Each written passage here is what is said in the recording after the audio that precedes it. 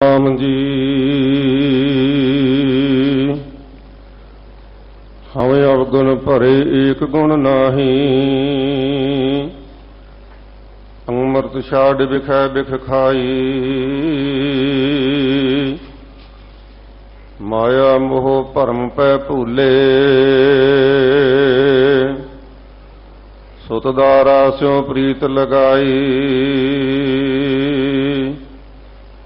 एक उत्तम पंथ सुनियो गुर संगत।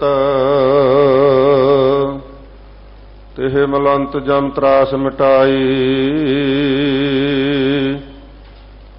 एक अरदास भाट कीर्त की। गुरु रामदास राखो सरनाई। तरन गवन खंड में जोत स्वरूपी रहो पर। मन मथुरा कछ भेद नहीं। गुर अर्जन परतख हर।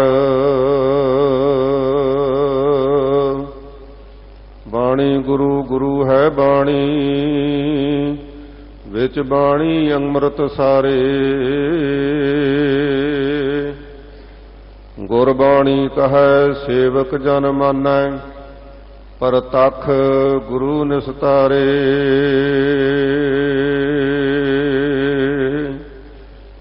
सतगुरु गरीब नवाज पतित पावन भगत वत्सल कृपा दे खजाने। जुगो जुग अटल सतगुरु धन गुरु ग्रंथ साहब सच्चे पातशाह जी की पावन पवित्र हजूरी विच बाला प्रीतम 8वें पातशाह साहिब श्री गुरु हरकृष्ण साहिब सच्चे पातशाह जी के पावन चरण छो प्राप्त स्थान गुरुद्वारा श्री बंगला साहब विखे यात्रा कर रहे गुरु रूप गुरु खालसा साध संगत जी वड्डे भागा नाल ये समा सुभाग प्राप्त होया है। बहुत सारियां सिख संगतां अमृत वेले तो सतगुरु जी के दर्शन दीदार सेवा दे विच आनंद लै रहे हो। आप संगतां ने सतगुरु पातशाह जी दे हजूरी रागी जत्थे पासों गुरु की बाणी का मनोहर कीर्तन आशा जी की वार दे संपूर्ण कीर्तन सरवण कीते हन। सतगुरु की अपार कृपा रहमत हुंदी है तां ही इहो जिहा सुभाग प्राप्त हुंदा है। मनुख अपनी जुगती युगती नाल सियाणप नाल धन दौलत नाल अपनी समझ नाल इहो जिहा समा प्राप्त नहीं कर सकदा। केवल सतगुरु की रहमत होवे कृपा होवे उसकी मेहर होवे तां इह समा सुभाग प्राप्त हुंदा है। इसलिए जिन्नियां भी गुरु कीआं सिख संगतां सतगुरु के पावन दरबार में पहुंचियां हन वडभागी हन। ये समा सतगुरु जी ने लेखे विच लाउणा है।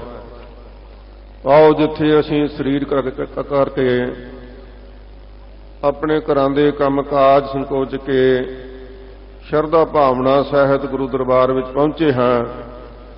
उत्थे मन करके भी हाजरियां लवाउणियां सतगुरु जी का उपदेश हिरदे विच वसाउणा है। जो लड़ीवार कथा इस स्थान की मर्यादा अनुसार रोजाना चल रही है वो शहीदां दे सरताज शांति दे पुंज करन कारण समर्थ सतगुरु आपां नूं बख्शिश कर रहे हैं। धन गुरु अर्जन साहब सच्चे पातशाह जी सारियां सिख संगतां ने शरधा ते भावना दे नाल गुरु का उपदेश सरवण करन दी कोशिश करनी। क्योंकि गुरु की बाणी एक ऐसा पारदर्शी शीशा है जिस दे नाल असीं अपना आत्म प्रतिबिंब देख सकते हैं। ਇਸ ਲਈ ਜਿੰਨਾ ਅਸੀਂ ਜਿਵੇਂ ਆਰਸੀ ਸ਼ੀਸ਼ੇ ਦੇ ਵਿੱਚ ਸਾਹਮਣੇ ਖਲੋਂਦੇ ਹਾਂ, ਜਿੰਨਾ ਸ਼ੀਸ਼ਾ ਸਾਫ਼ ਹੋਵੇ ਉਹਨਾਂ ਪ੍ਰਤੀਬਿੰਬ ਸੁੱਧ ਦਿਸਦਾ ਹੈ। ਇਸ ਲਈ ਆਪਾਂ ਵੀ ਕੋਸ਼ਿਸ਼ ਕਰੀਏ ਸ਼ੁੱਧ ਭਾਵਨਾ ਦੇ ਨਾਲ ਸਤਿਗੁਰੂ ਸੱਚੇ ਪਾਤਸ਼ਾਹ ਦੀ ਬਾਣੀ ਚੋਂ ਦਰਸ਼ਨ ਕਰਨ ਦੇ ਕੋਸ਼ਿਸ਼ ਕਰੀਏ ਤਾਂ ਸਤਿਗੁਰੂ ਜੀ ਰਹਿਮਤ ਕਰਨਗੇ, ਕਿਰਪਾ ਕਰਨਗੇ। ਆਓ ਕਥਾ ਆਰੰਭ ਕਰਨ ਤੋਂ ਪਹਿਲਾਂ ਦਾਸ ਦੀ ਹਾਜ਼ਰੀ ਪ੍ਰਵਾਨ ਕਰੋ, ਆਪਣੀਆਂ ਵੀ ਹਾਜ਼ਰੀਆਂ ਲਗਵਾਇਓ, ਸਰਬੱਤ ਸੰਗਤਾਂ ਗੱਜ ਕੇ ਫਤਿਹ ਬੁਲਾਇਓ। ਕਈ ਵਾਰ ਅਸੀਂ ਅਵੇਸਲੇਪਣ ਦੇ ਵਿੱਚ ਫਤਿਹ ਹੀ ਨਹੀਂ ਬੁਲਾਉਂਦੇ, ਜਾਂ ਬੜੀ ਢਿੱਲੀ ਜੀ ਬਿਮਾਰਾਂ ਜਿਹਾ ਵਾਂਗੂ ਫਤਿਹ ਬੁਲਾਉਣੇ ਆ। ਨਹੀਂ ਭਾਈ, ਸਤਿਗੁਰੂ ਦਾ ਇਹ ਉਪਦੇਸ਼ ਹੈ ਕਿ ਗੁਰੂ ਕਾ ਸਿੱਖ, ਕਿਉਂਕਿ ਮਹਾਰਾਜ ਨੇ ਆਪਾਂ ਨੂੰ ਇਹ ਬਖਸ਼ਿਸ਼ ਹੀ ਇਹ ਕੀਤੀ ਹੈ ਕਿ ਖਾਲਸਾ ਵੀ ਵਾਹਿਗੁਰੂ ਦਾ ਹੈ ਤੇ ਫਤਿਹ ਵੀ ਵਾਹਿਗੁਰੂ ਨੇ ਦੇਣੀ।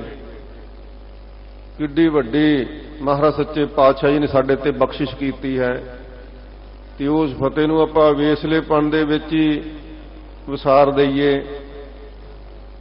ਇਹ ਕੋਈ ਬਹੁਤੀ ਲਾਭਦਾਇਕ ਗੱਲ ਨਹੀਂ ਹੋਵੇਗੀ। ਸਰਬੱਤ ਸੰਗਤ ਗੱਜ ਕੇ ਬੁਲਾਓ ਫਤਿਹ। ਵਾਹਿਗੁਰੂ ਜੀ ਕਾ ਖਾਲਸਾ, ਵਾਹਿਗੁਰੂ ਜੀ ਕੀ ਫਤਿਹ। ਆਓ ਸਤਿਗੁਰੂ ਧੰਨ ਗੁਰੂ ਅਰਜਨ ਸਾਹਿਬ ਸੱਚੇ ਪਾਤਸ਼ਾਹ ਜੀ ਆਪ ਕਿਰਪਾ ਕਰ ਰਹੇ ਹਨ।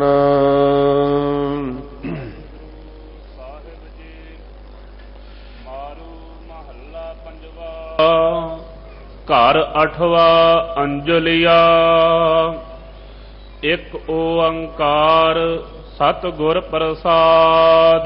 ਮਾਰੂ ਰਾਗ ਦੇ ਵਿੱਚ ਸਤਿਗੁਰੂ ਧੰਨ ਗੁਰੂ ਅਰਜਨ ਸਾਹਿਬ ਸੱਚੇ ਪਾਤਸ਼ਾਹ ਜੀ ਉਪਦੇਸ਼ ਬਖਸ਼ਿਸ਼ ਕਰ ਰਹੇ ਹਨ। ਧੁਰ ਕੀ ਬਾਣੀ ਆਈ ਤਿਨ ਸਗਲੀ ਚਿੰਤ ਮਿਟਾਈ, ਅਥਵਾ ਹਉ ਆਪੋ ਬੋਲ ਨਾ ਜਾਣਦਾ ਮੈਂ ਕਹਿਆ ਸਭ ਹੁਕਮਾਓ ਜੀਓ। ਇਹ ਧੁਰੋਂ ਅਕਾਲ ਪੁਰਖ ਦਾ ਜੋ ਹੁਕਮ ਹੈ ਪੰਚਮ ਪਾਤਸ਼ਾਹ ਜੀ ਉਹ ਆਪਾਂ ਨੂੰ ਸਰਵਣ ਕਰਵਾ ਰਹੇ ਹਨ। 8ਵੇਂ ਘਰ ਦੇ ਵਿੱਚ ਸਤਿਗੁਰੂ ਪਾਤਸ਼ਾਹ ਜੀ ਨੇ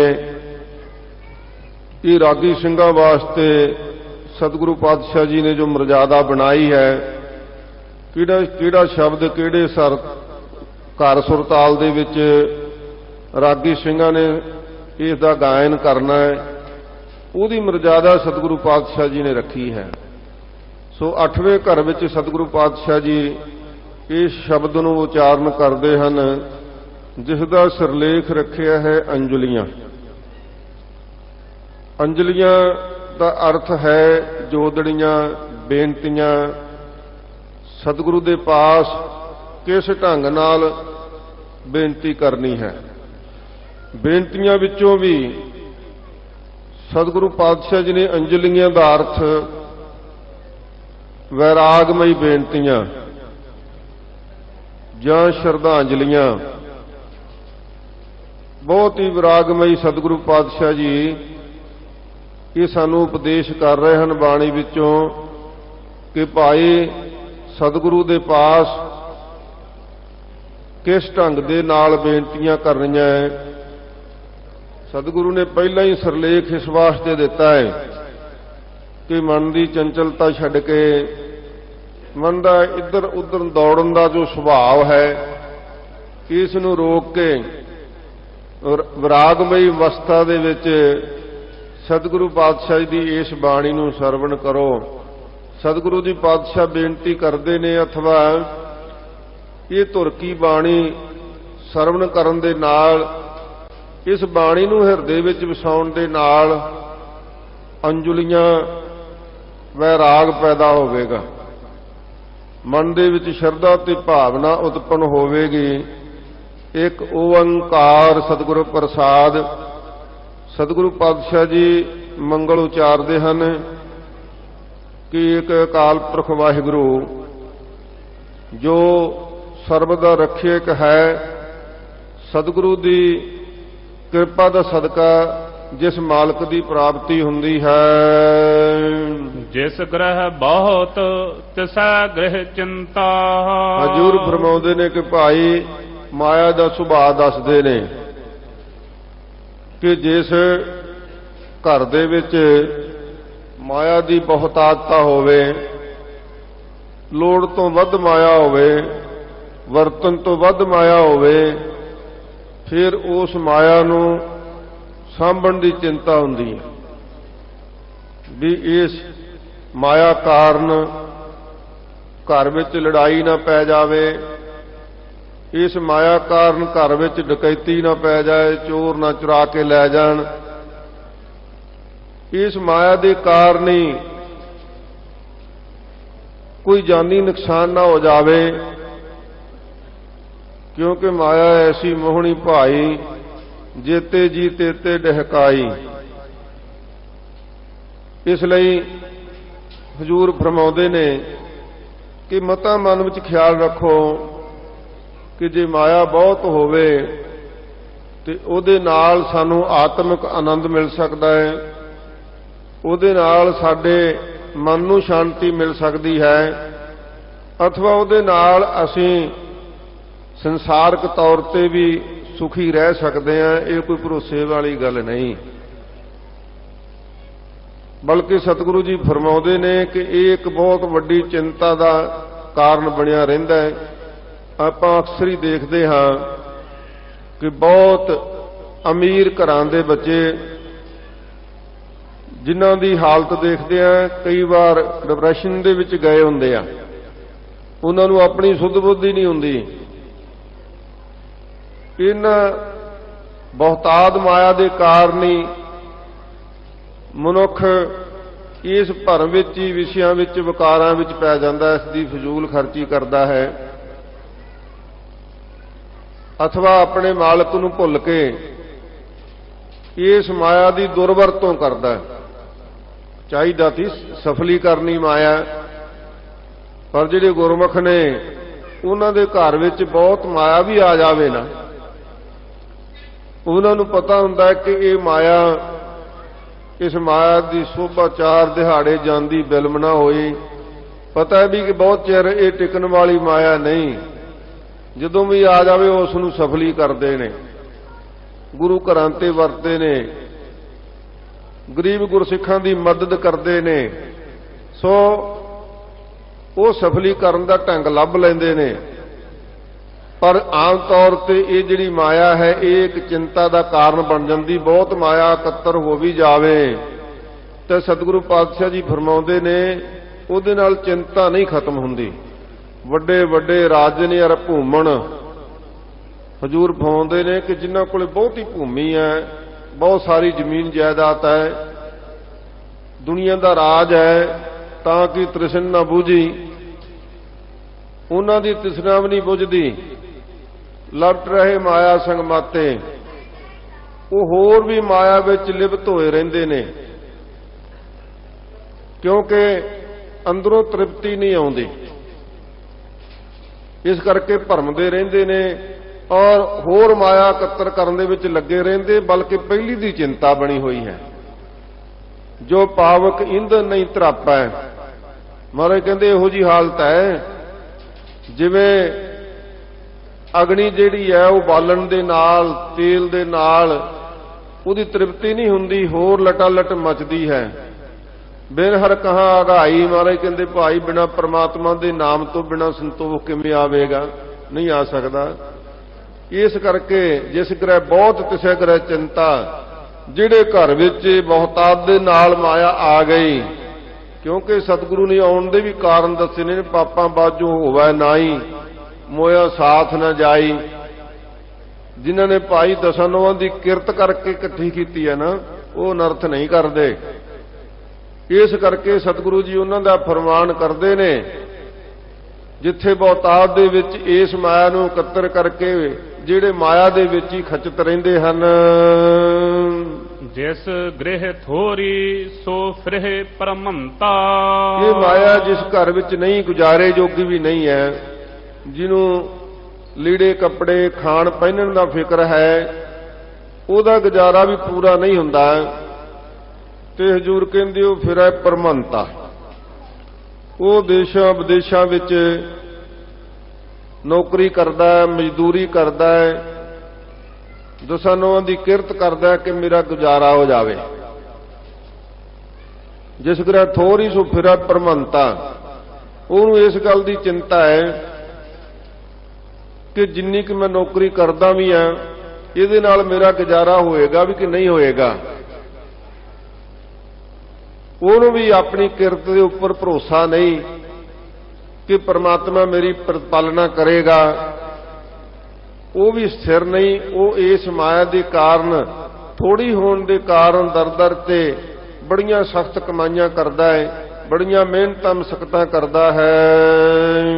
ਦੋਹ ਬਵਸਥਾ ਤੇ ਜੋ ਮੁਕਤਾ। ਹਜ਼ੂਰ ਫਰਮਾਉਂਦੇ ਨੇ ਕਿ ਭਾਈ ਇਹ ਦੋ ਅਵਸਥਾ ਨੇ। ਇੱਕ ਤਾਂ ਚਿੰਤਾ ਦਾ ਵਿਸ਼ਾ ਹੈ ਬਹੁਤੀ ਹੋਣ ਕਾਰਨ, ਦੂਜਾ ਚਿੰਤਾ ਦਾ ਵਿਸ਼ਾ ਥੋੜੀ ਹੋਣ ਕਾਰਨ। ਹੁਣ ਇੱਥੇ ਸਵਾਲ ਪੈਦਾ ਹੁੰਦਾ ਹੈ ਵੀ ਜੇ ਥੋੜੀ ਮਾਇਆ ਤੇ ਫਿਰ ਕਰੀਏ ਕੀ। ਸਤਿਗੁਰੂ ਪਾਤਸ਼ਾਹ ਜੀ ਨੇ ਧੰਨ ਗੁਰੂ ਗ੍ਰੰਥ ਸਾਹਿਬ ਦੀ ਬਾਣੀ ਵਿੱਚ ਕੋਈ ਪੱਖ ਅਧੂਰਾ ਨਹੀਂ ਛੱਡਿਆ ਕਿ ਜਿਸ ਦਾ ਸਾਨੂੰ ਉੱਤਰ ਨਾ ਮਿਲ ਸਕੇ। ਹਜ਼ੂਰ ਫਰਮਾਉਂਦੇ ਨੇ ਭਗਤਾਂ ਦੀ ਰਸਨਾ ਦੁਆਰਾ, ਫਰੀਦਾ ਰੁੱਖੀ ਸੁੱਖੀ ਖਾਏ ਕਾ ਠੰਡਾ ਪਾਣੀ ਪੀਓ, ਦੇਖ ਪਰਾਈ ਚੋਪੜੀ ਨਾ ਤਰਸਾਏ ਜੀਓ। ਕਹਿੰਦੇ ਭਾਈ ਜਿਹੋ ਜਿਹਾ ਪ੍ਰਮਾਤਮਾ ਨੇ ਪਰਾਲਬਧ ਅਨੁਸਾਰ ਤੈਨੂੰ ਰਿਜ਼ਕ ਬਖਸ਼ਿਆ ਨਾ, ਉਹਦੇ ਤੇ ਤਸੱਲੀ ਰੱਖ, ਉਹਦੇ ਤੇ ਸੰਤੋਖ ਰੱਖ ਤੇ ਉਸ ਪ੍ਰਭੂ ਦੀ ਰਜ਼ਾ ਵਿੱਚ ਪ੍ਰਸੰਨ ਰਹਿ। ਦੋਹੋਂ ਅਵਸਥਾ ਤੇ ਜੋ ਮੁਕਤਾ। ਤੇ ਜੇ ਘਰ ਵਿੱਚ ਬਹੁਤਾਤ ਦੇ ਨਾਲ ਮਾਇਆ ਆ ਵੀ ਗਈ ਹੈ ਤੇ ਫਿਰ ਵੀ, ਕਿਉਂਕਿ ਮਨੁੱਖ ਦਾ ਸੁਭਾਅ ਤੋਂ ਉਲਟ ਹੈ, ਜਬ ਕੁਛ ਪਾਵੈ ਤਬ ਗਰਭ ਕਰਤ ਹੈ, ਮਾਇਆ ਗਈ ਤਬ ਰੋਵਣ ਲਗਤ ਹੈ। ਇਹ ਸੁਭਾਅ ਬਣਿਆ ਮਨ ਦਾ। ਹਜ਼ੂਰ ਕਹਿੰਦੇ ਭਾਈ ਜੇ ਮਾਇਆ ਆ ਵੀ ਜਾਵੇ ਤੇ ਇਹ ਪ੍ਰਭੂ ਦਾ ਦਿੱਤਾ ਪਦਾਰਥ ਸਮਝ ਕੇ ਇਸ ਵਡਿਆਈ ਤੋਂ, ਇਸ ਹੰਕਾਰ ਤੋਂ ਮੁਕਤ ਰਹਿਣਾ। ਇਹਦੇ ਵਿੱਚ ਨਹੀਂ ਪੈਣਾ ਕਿ ਮੇਰੇ ਕਾਰਨ, ਮੇਰੀ ਸਿਆਣਪ ਕਾਰਨ, ਮੇਰੇ ਕਾਰੋਬਾਰ ਕਾਰਨ ਏਡਾ ਵੱਡਾ ਮੇਰੇ ਕੋਲੇ ਪ੍ਰਬੰਧ ਮਾਇਆ ਦਾ ਹੋ ਸਕਿਆ। ਇਸ ਅਵਸਥਾ ਤੋਂ ਵੀ ਮੁਕਤ ਰਹੀ। ਇਹ ਪ੍ਰਭੂ ਦਾ ਦਿੱਤਾ ਹੋਇਆ ਪਦਾਰਥ ਸਮਝ ਕੇ ਇਸ ਨੂੰ ਸਫਲਾ ਕਰੀ। ਤੇ ਜਿਹੜਾ ਦੂਜਾ ਕਾਰਨ ਹੈ, ਮਨ ਦੇ ਵਿੱਚ ਇਹ ਨਾ ਚਿੰਤਾ ਰੱਖੀ ਕਿ ਮੇਰੀ ਔਰ ਮੇਰੇ ਪਰਿਵਾਰ ਦੀ, ਮੇਰੇ ਬੱਚਿਆਂ ਦੀ ਪਾਲਣ ਪੋਸ਼ਣ ਨਹੀਂ ਹੋ ਸਕਣੀ। ਨਹੀਂ, ਮਹਾਰਾਜ ਸੱਚੇ ਪਾਤਸ਼ਾਹ ਜੀ ਬਾਣੀ ਵਿੱਚ ਫਰਮਾਉਂਦੇ ਨੇ ਕਿ ਭਾਈ ਉਹ ਤਾਂ ਹਰ ਜਗ੍ਹਾ ਤੇ, ਹਰ ਥਾਂ ਤੇ, ਬਲਕਿ ਜਿੱਥੇ ਸਾਡੀ ਮਾਤਾ ਪਿਤਾ ਦੀ ਪਹੁੰਚ ਨਹੀਂ ਸੀ, ਪ੍ਰਤਪਾਲ ਮਾਤਾ ਉਧਰ ਰਾਖੈ ਲੱਗਣ ਦੇਤ ਨਾ ਸੇਕ, ਸੋਈ ਸੁਆਮੀ ਈਹਾਂ ਰਾਖੈ ਬੂਝ ਬੁੱਧ ਵਿਵੇਕ। ਕਹਿੰਦੇ ਵਿਵੇਕ ਬੁੱਧੀ ਨਾਲ ਵਿਚਾਰ ਕਰਕੇ ਦੇਖ, ਜਿੱਥੇ ਸਾਡੀ ਮਰਜ਼ੀ ਨਹੀਂ ਸੀ ਚੱਲਦੀ ਕਿ ਅਸੀਂ ਮਾਂ ਦੇ ਪੇਟ ਵਿੱਚ ਪਲਣ ਵਾਲੇ ਬੱਚੇ ਦੀ ਕੋਈ ਮਦਦ ਕਰ ਸਕੀਏ, ਉੱਥੇ ਕਿਹਨੇ ਰੱਖਿਆ ਕੀਤੀ?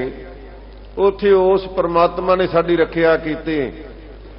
ਤੇ ਹਜ਼ੂਰ ਫਰਮਾਉਂਦੇ ਨੇ ਸੋਈ ਸੁਆਮੀ ਈਹਾਂ ਰਾਖਾ। ਇੱਥੇ ਵੀ ਰੱਖੂਗਾ ਭਾਈ ਵਿਵੇਕ ਬੁੱਧੀ ਨਾਲ, ਸੰਤੋਖ ਨਾਲ ਇਸ ਦੀ ਵਿਚਾਰ ਮਨ ਵਿੱਚ ਰੱਖੀ। ਦੋਹਾਂ ਅਵਸਥਾ ਤੇ ਜੋ ਮੁਕਤਾ। ਇਸ ਕਰਕੇ ਭਾਈ ਜੇ ਤੈਨੂੰ ਪ੍ਰਭੂ ਦੀ ਬਾਣੀ ਦੇ ਉੱਪਰ, ਧੁਰ ਕੀ ਬਾਣੀ ਦੇ ਉੱਪਰ ਭਰੋਸਾ ਆ ਜਾਵੇ ਤਾਂ ਤੈਨੂੰ ਦੋਨਾਂ ਹੀ ਕਾਰਨਾਂ ਤੋਂ ਮੁਕਤੀ ਮਿਲ ਸਕਦੀ ਹੈ। ਮਾਇਆ ਨੂੰ ਇਕੱਤਰ ਕਰਨ ਤੋਂ ਵੀ ਤੇ ਮਾਇਆ ਦੀ ਥੁੜ ਕਾਰਨ ਵੀ ਜੋ ਮਨ ਵਿੱਚ ਚਿੰਤਾ ਬਣੀ ਹੋਈ ਹੈ, ਜੇ ਗੁਰੂ ਦੀ ਬਾਣੀ ਨਾਲ ਜੁੜ ਜਾਵੇ, ਗੁਰੂ ਦੇ ਸਿਧਾਂਤ ਨੂੰ ਸਮਝ ਲਵੇਂ ਤੇ ਫਿਰ ਤੈਨੂੰ ਦੋਨਾਂ ਹੀ ਪਾਸਿਆਂ ਤੋਂ ਮੁਕਤੀ ਮਿਲ ਸਕਦੀ ਹੈ। ਸੋਈ ਸੋਹਿਲਾ ਭਾਲੀਐ। ਹੁਣ ਇੱਥੇ ਫਰਮਾਉਂਦੇ ਨੇ ਕਿ ਭਾਈ ਨਾ ਤੇ ਵੱਡੇ ਵੱਡੇ ਰਾਜੇ, ਵੱਡੇ ਵੱਡੇ ਧਨਾੜ ਲੋਕ ਸੁਖੀ ਨੇ ਤੇ ਨਾ ਹੀ ਇਸ ਮਾਇਆ ਦੇ ਪਿੱਛੇ ਭਾਉਣ ਵਾਲੇ, ਭ੍ਰਮਣ ਕਰਨ ਵਾਲੇ, ਇਕੱਤਰ ਕਰਨ ਦੀ ਕੋਸ਼ਿਸ਼ ਵਿੱਚ ਲੱਗੇ ਹੋਏ ਨਾ ਹੋਈ ਸੁਖੀ ਨੇ। ਤੇ ਜੇ ਪ੍ਰਭੂ ਦੀ ਰਜ਼ਾ ਨੂੰ ਸਮਝ ਕੇ ਸਤਿਗੁਰੂ ਪਾਤਸ਼ਾਹ ਜੀ ਦੇ ਇਸ ਵਰਤਾਰੇ ਨੂੰ ਸਮਝ ਲਈਏ ਤੇ ਮਹਾਰਾਜ ਕਹਿੰਦੇ ਸੋਈ ਸਹੇਲਾ ਭਾਲੀਏ। ਸਹੇਲਾ ਨਾਮ ਸੁਖੀ ਦਾ ਹੈ, ਭਾਲੀਏ ਨਾਮ ਉਹਨੂੰ ਸਮਝਣਾ ਕਰੋ ਭਾਈ, ਉਹ ਸੁਖੀ ਹੈ। ਤੇ ਜਾਂ ਇਹ ਵੀ ਸਤਿਗੁਰੂ ਜੀ ਫਰਮਾਉਂਦੇ ਕਿ ਲੱਭੋ ਇਹੋ ਜਿਹਾ ਕੋਈ ਗੁਰਮੁਖ ਪਿਆਰਾ, ਹੈਨ ਵਿਰਲੇ ਨਾਹੀ ਘਣੇ ਫੈਲ ਪਕੜ ਸੰਸਾਰ। ਬਹੁਤ ਵਿਰਲੇ ਦੱਸਣਗੇ ਜਿਹੜੇ ਇਹਨਾਂ ਦੋਨਾਂ ਅਵਸਥਾ ਚੋਂ ਮੁਕਤ ਹੋਣਗੇ। ਬਹੁਤ ਵਿਰਲੇ ਵਿਰਲੇ ਹੋਣਗੇ ਜ਼ਰੂਰ, ਪਰ ਕਦੇ ਕਦੇ ਆਪਾਂ ਨੂੰ ਕਿਤੇ ਮਿਲਣਗੇ। ਆਪਾਂ ਇੱਥੇ ਵੇਖਦੇ ਰਹੇ ਹਾਂ, ਬਾਬਾ ਹਰਬੰਸ ਸਿੰਘ ਜੀ ਕਾਰ ਸੇਵਾ ਵਾਲੇ ਸੱਚਖੰਡ ਵਾਸੀ ਮਹਾਂਪੁਰਖ, ਕੋਈ ਬਹੁਤ ਧਨਾੜ ਲੋਕ ਆ ਕੇ ਗੁੱਟੀਆਂ ਦੀਆਂ ਗੁੱਟੀਆਂ ਮਾਇਆ ਦੇ ਅਰਪਣ ਕਰ ਦਿੱਤੇ ਤੇ ਅੱਖ ਚੱਕ ਕੇ ਉਹਦੇ ਵੱਲ ਦੇਖਦੇ ਵੀ ਨਹੀਂ ਸੀ। ਜਲ ਪਾਣੀ ਜ਼ਰੂਰ ਪੁੱਛਦੇ, ਤੇ ਜੇ ਕੋਈ ਗਰੀਬ 10-5 ਰੁਪਏ ਦਿੰਦਾ ਉਹਨੂੰ ਵੀ 10 ਜਲ ਪਾਣੀ ਜ਼ਰੂਰ ਪੁੱਛਦੇ। ਇਹ ਅਵਸਥਾ ਬਣੀ ਹੁੰਦੀ ਦੋਵਾਂ ਅਵਸਥਾ ਤੇ ਜੋ ਮੁਕਤਾ ਸੋਈ ਸੁਹੇਲਾ ਭਾਲੀਐ। ਮਹਾਰਾਜ ਕਹਿੰਦੇ ਭਾਈ ਉਹ ਜਗ ਦੇ ਵਿੱਚ ਸੰਸਾਰ ਦੇ ਵਿੱਚ ਬਲਕਿ ਲੋਕ ਤੇ ਪਰਲੋਕ ਵਿੱਚ ਸੁਖੀ ਨੇ ਜਿਹੜੇ ਦੋਨਾਂ ਹੀ ਅਵਸਥਾ ਤੋਂ ਮੁਕਤੇ ਹੋ ਜਾਂਦੇ ਨੇ। ਗ੍ਰਹਿ ਰਾਜ ਮਹਿ ਨਰਕ ਉਦਾਸ ਕਰੋਦਾ। ਹਜ਼ੂਰ ਫਰਮਾਉਂਦੇ ਨੇ, ਇੱਥੇ ਉਦਾਹਰਨ ਦਿੰਦੇ ਨੇ, ਜੇ ਘਰ ਦੇ ਵਿੱਚ ਰਾਜ ਆ ਜਾਵੇ ਤੇ ਫਿਰ ਮਹਾਰਾਜ ਸੱਚੇ ਪਾਤਸ਼ਾਹ ਜੀ ਕਹਿੰਦੇ ਫਿਰ ਉਹ ਤ੍ਰਿਪਤ ਹੋ ਜਾਂਦਾ ਨਹੀਂ ਹੁੰਦਾ, ਬੇਅੰਤ। ਮਹਾਰਾਜ ਸੱਚੇ ਪਾਤਸ਼ਾਹ ਜੀ ਨੇ ਗੁਰਬਾਣੀ ਵਿੱਚ ਇਸ ਦੀਆਂ ਉਦਾਹਰਨਾਂ ਦਿੱਤੀਆਂ। ਭਗਤ ਨਾਮਦੇਵ ਪ੍ਰਭੂ ਦੀ ਭਗਤੀ ਬੰਦਗੀ ਕਰਦਾ ਹੈ, ਤੇ ਜਦੋਂ ਇਹ ਚਰਚਾ ਹੋਈ ਦੁਨੀਆ ਦੇ ਵਿੱਚ ਕਿ ਨਾਮਦੇਵ ਬੜਾ ਪੁੱਜਿਆ ਹੋਇਆ ਭਗਤ ਹੈ, ਉਹ ਪ੍ਰਭੂ ਦੇ ਨਾਲ ਇਕਮਿਕ ਹੋਇਆ ਹੈ। ਮੌਕੇ ਦੇ ਰਾਜੇ ਨੂੰ ਪਤਾ ਲੱਗਾ ਕਿ ਇੱਕ ਛਿੰਬਿਆਂ ਦਾ ਮੁੰਡਾ, ਉਹਦੀ ਇੰਨੀ ਚਰਚਾ ਕਿਵੇਂ ਹੋ ਗਈ।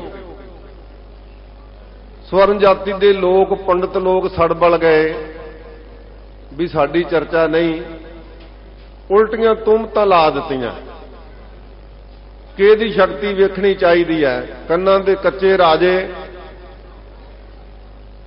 ਮਹਾਰਾਜ ਕਹਿੰਦੇ ਗ੍ਰਹਿ ਰਾਜ ਜਦੋਂ ਆ ਜਾਵੇ, ਪੰਚਮ ਪਾਤਸ਼ਾਹ ਜੀ ਫਰਮਾਉਂਦੇ ਨੇ ਚਾਹੀਦਾ ਤਾਂ ਹੈ ਫਿਰ ਜਨਤਾ ਦੇ ਨਾਲ ਇਨਸਾਫ ਕਰੇ, ਜਨਤਾ ਦੇ ਹੱਕ ਹਕੂਕ ਦੇਵੇ, ਤੇ ਹਰ ਇੱਕ ਦੇ ਨਾਲ ਇਸ ਨਿਗਾਹ ਦੇ ਨਾਲ ਤੱਕੇ, ਕਿਸੇ ਨਾਲ, ਕਿਸੇ ਵਿਅਕਤੀ ਨਾਲ, ਕਿਸੇ ਧਰਮ ਨਾਲ, ਕਿਸੇ ਧਰਮ ਦੇ ਕਿਸੇ ਫਿਰਕੇ ਨਾਲ ਕੋਈ ਜ਼ਿਆਦਤੀ ਤਾਂ ਨਹੀਂ ਹੋ ਰਹੀ।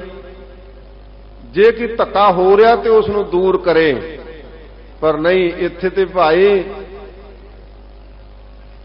ਇਹ ਰਾਜ ਦਾ ਇੱਕ ਤਕਾਜ਼ਾ ਬਣ ਗਿਆ ਕਿ ਰਾਜ ਦੇ ਲੋਕ ਜੋ ਕਰਨ ਉਹੀ ਇਨਸਾਫ ਹੈ, ਉਹੀ ਕਾਨੂੰਨ ਹੈ। ਜਦੋਂ ਭਗਤ ਨਾਮਦੇਵ ਦੀਆਂ ਵਡਿਆਈ ਦੀਆਂ ਚਰਚਾਵਾਂ ਪਹੁੰਚੀਆਂ ਰਾਜੇ ਕੋਲ, ਤੇ ਉਹਨੇ ਨਾਮਦੇਵ ਨੂੰ ਸੱਦ ਲਿਆ। ਫਿਰ ਕੋਈ ਸਿੱਧੀ ਗੱਲ ਨਹੀਂ ਕਰਨੀ ਹੁੰਦੀ, ਗੱਲ ਕਰਨੀ ਪੁੱਠੀ, ਤੇ ਫਿਰ ਢੰਗ ਦੇ ਨਾਲ, ਆਦਰ ਦੇ ਨਾਲ, ਸਤਿਕਾਰ ਦੇ ਨਾਲ ਨਹੀਂ ਗੱਲ ਕੀਤੀ। ਸੁਲਤਾਨਾ ਨਾਮੇ ਬੰਦ ਲਾ, ਦੇਖੋ ਤੇਰਾ ਹਰ ਬੀਠਲਾ। ਕਹਿੰਦੇ ਭਾਈ ਜਿਹੜਾ ਬੀਠਲ ਬੀਠਲ ਜਪਦਾ ਨਾ ਨਾਮਦੇਵ, ਉਹ ਦੇਖਣਾ ਕਿ ਕਿੱਥੇ ਆ, ਉਹਦੀ ਤਾਕਤ ਵੇਖਣੀ ਹੈ। ਤੇ ਫੇਰ ਕ੍ਰੋਧ ਦੇ ਵਿੱਚ ਨਾਮਦੇਵ ਨੂੰ ਬੇੜੀਆਂ, ਭਗਤ ਨਾਮਦੇਵ ਨੂੰ ਹੱਥਕੜੀਆਂ ਮਾਰ ਕੇ ਪੁੱਛਦੇ ਨੇ ਕਿ ਤੇਰੇ 'ਚ ਸ਼ਕਤੀ ਹੈ? ਉਹ ਕਹਿੰਦਾ ਮੈਂ ਤਾਂ ਕਹਿੰਦਾ ਹੀ ਨਹੀਂ ਮੇਰੇ 'ਚ ਸ਼ਕਤੀ ਹੈਗੀ ਆ, ਪਰ ਜਿਸ ਰਾਮ ਦਾ ਮੈਂ ਨਾਮ ਜਪਦਾ, ਜਿਸ ਨੂੰ ਮੈਂ ਬੀਠਲ ਬੀਠਲ ਕਰਕੇ ਉਰਾਦਾ, ਉਹਦੀ ਸ਼ਕਤੀ ਦਾ ਅੰਤ ਨਹੀਂ ਪਾਇਆ ਜਾ ਸਕਦਾ, ਉਹ ਅਨੰਤ ਸ਼ਕਤੀ ਹੈ। ਤੇ ਫਿਰ ਕਿਹਾ ਕਿ ਕਹਿੰਦੇ ਆ ਤੇਰੇ ਸਾਹਮਣੇ ਮਰੀ ਹੋਈ ਗਾਂ ਹੈ, ਮੋਈ ਗਊ ਦੇ ਜੀਵਾਏ, ਨਾ ਤਾਂ ਗਰਦਨ ਮਾਰੋ ਠਾਏ। ਕਹਿੰਦੇ ਨਹੀਂ ਤਾਂ ਤੇਰੀ ਗਰਦਨ ਵੜ ਦਿਆਂਗੇ ਇੱਥੇ ਹੁਣੇ ਹੀ, ਤੇ ਨਹੀਂ ਤਾਂ ਤੂੰ ਆ ਮਰੀ ਹੋਈ ਗਾਂ ਜਿਉਂਦੀ ਕਰ ਦੇ। ਤੇ ਭਗਤ ਨਾਮਦੇਵ ਜੀ ਘਬਰਾਏ ਨਹੀਂ, ਉਹ ਕਹਿੰਦੇ ਬਿਸਮਿਲ ਕੀਨ ਜੀਵੈ ਕੋਏ। ਕਹਿੰਦੇ ਇਹ ਮੈਂ ਕਿਵੇਂ ਕਰ ਸਕਦਾ, ਮਰਿਆ ਹੋਇਆ ਜਿਉਂਦਾ ਮੈਂ ਕਿਵੇਂ ਕਰ ਸਕਦਾ? ਕਹਿੰਦੇ ਬਾਦਸ਼ਾਹ ਐਸੀ ਕਿਉਂ ਹੋਏ? ਕਹਿੰਦੇ ਬਾਦਸ਼ਾਹ ਇਸ ਤਰ੍ਹਾਂ ਕਿਵੇਂ ਹੋ ਸਕਦਾ? ਬਿਸਮਿਲ ਜੀਵੈ ਨਾ ਮੂਆ ਨੇ ਜੀਵੈ ਕੋਏ, ਕਹਿੰਦੇ ਬਿਸਮਿਲ ਕੀਤਾ ਮਰਿਆ ਹੋਇਆ, ਜਿਉਂਦਾ ਮੈਂ ਕਿਵੇਂ ਕਰਦਿਆਂ। ਕਹਿੰਦਾ ਨਾਲੇ ਤੂੰ ਕਹਿਣਾ ਵੀ ਜਿਹਨੂੰ ਮੈਂ ਰਾਮ ਨੂੰ ਜਪਦਾ ਉਹ ਸਭ ਕੁਝ ਕਰ ਸਕਦਾ ਹੈ। ਕਹਿੰਦਾ ਹਾਂ ਇਹ ਤਾਂ ਮੈਂ ਕਹਿੰਦਾ, ਮੇਰਾ ਕੀ ਆ ਕਛੂ ਨਾ ਹੋਏ, ਕਰ ਹੈ ਰਾਮ ਹੋਏ ਹੈ ਸੋਏ।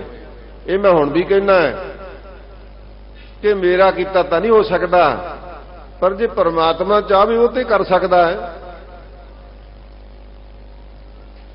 ਇਹ ਗੱਲ ਸੁਣਦਿਆਂ ਸਾਰੀ ਨਾ ਬਾਦਸ਼ਾਹ ਚੜਿਓ ਅਹੰਕਾਰ, ਗਜ ਹਸਤੀ ਦੀਨੋ ਚਮਕਾਰ। ਕਹਿੰਦੇ ਫਿਰ ਇੰਨਾ ਹੰਕਾਰ ਚੜਿਆ, ਇੱਕ ਹਾਥੀ ਨੂੰ ਮਸਤ ਕਰਕੇ ਨਾਮਦੇਵ ਨੂੰ ਮਾਰਨ ਵਾਸਤੇ ਪ੍ਰੇਰ ਲਿਆ। ਤੇ ਫਿਰ ਪੁੱਛਿਆ, ਡਰਾਇਆ, ਧਮਕਾਇਆ। ਕਹਿੰਦੇ ਹੁਣ ਵੀ ਤੂੰ ਰਾਮ ਦਾ ਨਾਮ ਜਪੇਗਾ? ਕਹਿੰਦਾ ਮੈਂ ਜਪਦਾ ਰਹੂੰ। ਕਦੋਂ ਤੱਕ ਜਪੇਗਾ? ਕਹਿੰਦਾ ਗੰਗ ਜਮਨ ਜੋ ਉਲਟੀ ਬਹੈ ਤੋ ਨਾਮਾ ਹਰ ਕਰਤਾ ਰਹੈ। ਕਹਿੰਦੇ ਹੋ ਸਕਦਾ ਹੈ ਜਮਨਾ ਤੇ ਗੰਗਾ ਦਾ ਵਹਾਅ ਚੜ੍ਹਦੇ ਪਾਸੇ ਨੂੰ ਚਲੇ ਜਾਵੇ, ਪਰ ਨਾਮਦੇਵ ਪਰਮਾਤਮਾ ਦਾ ਨਾਮ ਜਪਦਾ ਰਹੇਗਾ, ਇਹਨੂੰ ਕੋਈ ਰੋਕ ਨਹੀਂ ਸਕਦਾ। ਜਦੋਂ ਇਹ ਗੱਲਾਂ ਸੁਣੀਆਂ ਤਾਂ ਸਾਧ ਸੰਗਤ ਇਹ ਇੰਤਹਾ ਹੁੰਦੀ ਆ ਭਗਤ ਦੀ, ਪਰਮਾਤਮਾ ਨਾਲ ਬਿਰਤੀ ਦੀ ਹੱਦ ਹੈ ਕਿ ਤੁਸੀਂ ਲਾਓ ਜ਼ੋਰ। ਪਰਮਾਤਮਾ ਨੇ ਚਾਹਿਆ ਤੇ ਮੈਂ ਨਾਮ ਜਪਦਾ ਰਵਾਂਗਾ।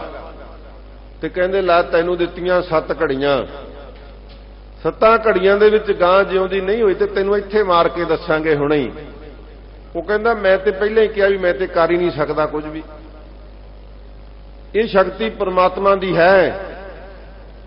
ਗੁਰਬਾਣੀ ਵਿੱਚ ਸਤਿਗੁਰੂ ਪਾਤਸ਼ਾਹ ਜੀ ਨੇ ਇਹ ਸ਼ਬਦ ਅੰਕਿਤ ਕੀਤਾ, 7 ਘੜੀ ਜਾ ਬੀਤੀ ਸੁਣੀ, ਅਜੂ ਨਾ ਆਇਓ ਤ੍ਰਿਪਣ ਪਤਣੀ, ਪਾਖੰਤਲ ਬਾਜ ਵਜਾਏਲਾ, ਗਰੜ ਚੜੇ ਗੋਬਿੰਦ ਆਏਲਾ। ਫਿਰ ਕਹਿੰਦੇ ਐਸੀ ਇੱਕ ਕਲਾ ਵਰਤੀ ਤੇ ਫਿਰ ਪਰਮਾਤਮਾ ਨੂੰ ਸਾਹਮਣੇ ਦੇਖ ਕੇ, ਹੁਣ ਨਾਮਦੇਵ ਵੀ ਦੇਖ ਸਕਦਾ, ਉਹਦੀਆਂ ਅੱਖਾਂ ਦੇਖਣ ਵਾਲੀਆਂ ਅੱਖਾਂ ਤਾਂ ਨਾਮਦੇਵ ਦੀਆਂ, ਰਾਜੇ ਦੀਆਂ ਥੋੜ੍ਹਾ।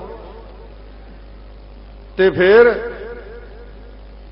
ਇਸ਼ਾਰੇ ਨਾਲ ਨਾਮਦੇਵ ਨੂੰ ਪਰਮਾਤਮਾ ਪੁੱਛਦਾ ਹੈ, ਕਹਾ ਹੈ ਤਾਂ ਧਰਨ ਕੋਡੀ ਕਰੋ, ਜੇ ਤੂੰ ਚਾਹਵੇਂ ਤਾਂ ਧਰਤੀ ਪੁੱਠੀ ਕਰ ਦਈਏ। ਉਹ ਇਸ਼ਾਰਾ ਕਰਦਾ, ਨਹੀਂ ਮਹਾਰਾਜ ਬੜੇ ਜੀਵ ਜੰਤੂ ਨੇ ਇਸ ਧਰਤੀ ਤੇ, ਸਭਨਾਂ ਦਾ ਕੀ ਕਸੂਰ ਹੈ। ਕਹਾ ਤਾਂ ਲੈ ਕਰ ਉੱਪਰ ਧਰੋ, ਕਹਿੰਦੇ ਲੈ ਕਰਕੇ ਧਰਤੀ ਸਾਰੀ ਬਾਦਸ਼ਾਹ ਦੇ ਸਿਰ ਤੇ ਰੱਖ ਦਿਆਂ। ਕਹਿੰਦੇ ਨਹੀਂ ਮਹਾਰਾਜ ਜੀ ਵੀ ਬੇਸਮਝ ਆ, ਇਹਨੂੰ ਪਤਾ ਨਹੀਂ। ਤੇ ਫਿਰ ਕੀ ਕਰੀਏ? ਕਹਾ ਉਹ ਤਾਂ ਮੋਈ ਗਊ ਦੇਵ ਜੀਵਾਏ, ਸਭ ਕੁਝ ਦੇਖਾ ਪਤੀਆਏ। ਕਹਿੰਦੇ ਹਾਂ ਇਹ ਕਰ ਦੋ, ਇਹਨਾਂ ਨੂੰ ਭਰੋਸਾ ਹੋ ਜਾਵੇ। ਇਹ ਸਭ ਕੁਝ ਵਾਪਰਿਆ, ਪਰ ਮਹਾਰਾਜ ਕਹਿੰਦੇ ਜਦੋਂ ਗ੍ਰਹਿ ਰਾਜ, ਘਰ ਦੇ ਵਿੱਚ ਰਾਜ ਹੁੰਦਾ ਨਾ, ਉਦੋਂ ਇਨਸਾਫ ਦੀਆਂ ਗੱਲਾਂ ਨਹੀਂ ਹੁੰਦੀਆਂ। ਕੋਈ ਵਿਰਲੇ ਨੇ ਮਹਾਰਾਜਾ ਰਣਜੀਤ ਸਿੰਘ ਵਰਗੇ ਰਾਜ ਕਰਦੇ ਨੇ ਤੇ ਉਹ ਦੁਨੀਆ ਤੇ ਇਨਸਾਫ ਕਰਕੇ ਦੱਸਦੇ ਨੇ। ਪਰ ਇੱਥੇ ਭਗਤ ਕਬੀਰ ਜੀ ਦਾ ਸਮਾਂ ਲੈ ਲਓ, ਸਮਾਂ ਇੰਨਾ ਨਹੀਂ ਕਿ ਮੈਂ ਜ਼ਿਆਦਾ ਵਿਸਥਾਰ ਵਿੱਚ ਜਾ ਸਕਾਂ। ਆਪਾਂ ਦੂਰ ਨਾ ਜਾਓ, ਆਪਣੇ ਨਾਲ ਕੀ ਵਾਪਰਿਆ। ਅੱਜ ਕੱਲ ਦੇ ਦਿਨਾਂ ਦੇ ਵਿੱਚ ਇਸ ਗ੍ਰਹਿ ਰਾਜ ਨੇ ਆਪਣੇ ਰਾਜ ਹੱਥ ਦੇ ਵਿੱਚ ਸਿੱਖ ਕੌਮ ਨੂੰ ਮਲੀਆ ਮੇਟ ਕਰਨ ਵਾਸਤੇ ਹੱਥ ਧਾਰ ਲਿਆ। ਚਾਹੀਦਾ ਤਾਂ ਸੀ ਇਨਸਾਫ ਕਿ ਉਹ ਕੌਮ ਜਿਸ ਨੇ ਇਸ ਦੇਸ਼ ਦੀ ਬਣਤਰਕਾਰ ਕਰਕੇ, ਇਸ ਬਣਤਰ ਦੇ ਕਾਰਨ ਆਪਣੀਆਂ ਜ਼ਮੀਨ ਜਾਇਦਾਦਾਂ ਛੱਡੀਆਂ, ਆਪਣੇ ਗੁਰਧਾਮ ਛੱਡੇ, ਇੱਜ਼ਤਾਂ ਲੁਟਵਾਈਆਂ, ਸਰਹੱਦਾਂ ਤੇ ਸ਼ਹਾਦਤਾਂ ਦਿੱਤੀਆਂ।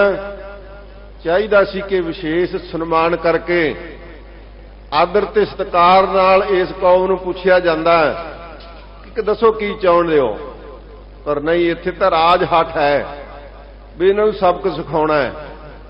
ਸਿੱਖ ਕੌਮ ਜੋਦੜੀਆਂ ਕਰਦੀ ਆ, ਸੰਘਰਸ਼ ਕਰਦੀ ਹੈ, ਆਪਣੇ ਮਤੇ ਪ੍ਰੈਸ ਰਾਹੀਂ, ਮੀਡੀਆ ਰਾਹੀਂ ਦੁਨੀਆ ਨੂੰ ਦੱਸ ਰਹੇ ਆ ਕਿ ਆਹ ਸਾਡਾ ਆਨੰਦਪੁਰ ਦਾ ਮਤਾ ਹੈ, ਜਿਹੜਾ ਕਿ ਅੱਜ ਅੱਧੇ ਭਾਰਤ ਵਿੱਚ 75% ਆਨੰਦਪੁਰ ਦਾ ਮਤਾ ਲਾਗੂ ਹੋ ਚੁੱਕਾ ਹੈ। ਪਰ ਕਿਉਂਕਿ ਉਹ ਸਿੱਖਾਂ ਨੇ ਮੰਗਿਆ ਸੀ, ਉਦੋਂ ਤਾਂ ਨਹੀਂ ਗੱਲ ਸੁਣੀ।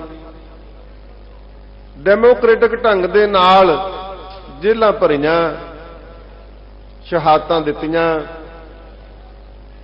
ਪਰ ਸਿੱਖਾਂ ਨੂੰ ਇਨਸਾਫ ਦੇਣ ਦੀ ਥਾਂ ਤੇ ਹੋਇਆ ਕਿ ਆ 2 ਤਰੀਕ ਨੂੰ ਤੁਸੀਂ ਇੱਥੇ ਸਾਰੇ ਮਿਲ ਕੇ ਘੱਲੂਘਾਰਾ ਹਫ਼ਤਾ ਮਨਾਉਣ ਜਾ ਰਹੇ ਹੋ, 1984 ਦੀ ਯਾਦ ਮਨਾਉਣ ਜਾ ਰਹੇ ਹੋ। ਸਾਧ ਸੰਗਤ ਹੋਇਆ ਕਿ ਇੱਕ ਜਿਉਂਦੀ ਜਾਗਦੀ ਕੌਮ ਤੁਹਾਡੇ ਕੋਲੋਂ ਮੰਗ ਕਰ ਰਹੀ ਕਿ ਸਾਡੀ ਕੌਮ ਨੂੰ ਆਹ ਕੁਝ ਚਾਹੀਦਾ। ਤੁਸੀਂ ਲਿਖੋ ਹਿੰਦੁਸਤਾਨ ਦੇ ਕਾਨੂੰਨ ਵਿੱਚ ਕਿ ਅਸੀਂ ਹਿੰਦੁਸਤਾਨੀ ਹਾਂ, ਸਿੱਖ ਕੌਮ ਵੱਖਰੀ ਕੌਮ ਹੈ, ਸਾਡੇ ਰੀਤੀ ਰਿਵਾਜ ਨੇ, ਸਾਡੇ ਵਿਆਹ ਆਨੰਦ ਕਾਰਜ ਹੁੰਦੇ ਨੇ, ਉਹਦਾ ਕਾਨੂੰਨ ਬਣਾਓ।